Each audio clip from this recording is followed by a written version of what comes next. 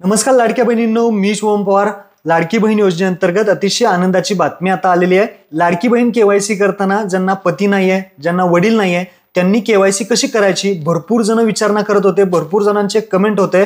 मी त्यामध्ये सुद्धा सांगितलं होतं की केवायसी त्यांची करू नका, थोडे दिवस थांबा, सरकारकडून अधिकृत माहिती आल्यानंतर तुम्हाला सांगण्यात येईल. तर आता अधिकृत माहिती आलेली आहे. भरपूर जणांना सांगूनही सुद्धा कुठल्या तरी पेपरमधलं त्यांनी पाहिलं आणि केवायसी केलेली आहे, नातेवाईकाचं आधार कार्ड वगैरे जोडलंय.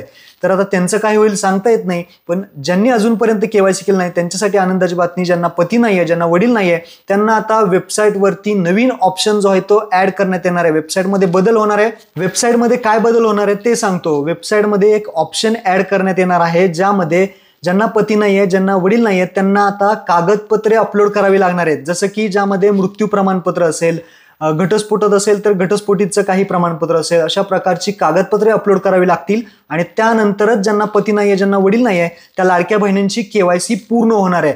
तर लक्षात ठेवा, याची माहिती अधिकृत आहे. आपल्या मंत्री आदित्य तटकरेंनी ही सर्व माहिती दिलेली आहे.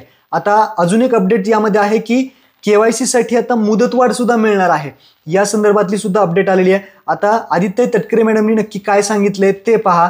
आणि लक्षात ठेवा, वेबसाईटवरती जेव्हा ऑप्शन येईल तर त्यावरती आपण लगेच व्हिडिओ बनवला जाईल. त्यासाठी अगोदर चॅनलला सबस्क्राईब आणि बेल आयकॉन दाबून ठेवा, म्हणजे येणारे लगेच अपडेट तुम्हाला भेटून जातील. तर आता आदित्य तटकरे काय म्हणतायत, व्हिडिओ पहा. साधारणपणे रोज 4 ते 5 लाख महिलांचं ई-केवायसी ची प्रक्रिया ही साईटवर पूर्ण होत आहे. साधारणपणे 1 कोटीपेक्षा जास्ती महिला आज बऱ्यापैकी त्यांचं ई-केवायसी ची प्रक्रिया झालेली आहे. ज्यांच्या पतीचं निधन झालेलं आहे किंवा वडिलांचं निधन झालेलं आहे किंवा डिवोर्स असतील, म्हणजे एकल महिला असतील, त्यांच्यासाठी आम्ही वेबसाईटवर एक ऑप्शनच्या संदर्भातलं एक वर्किंग करत आहोत की त्यांच्या पतीचं किंवा वडिलांचं जर निधन झालं असेल तर त्यांचं डेथ सर्टिफिकेट किंवा डिवोर्स झाला असेल तर ते डिवोर्सचे पेपर्स अपलोड करण्याच्या दृष्टिकोनातून हे आम्ही तिथं ऑप्शन्स तयार करत आहोत.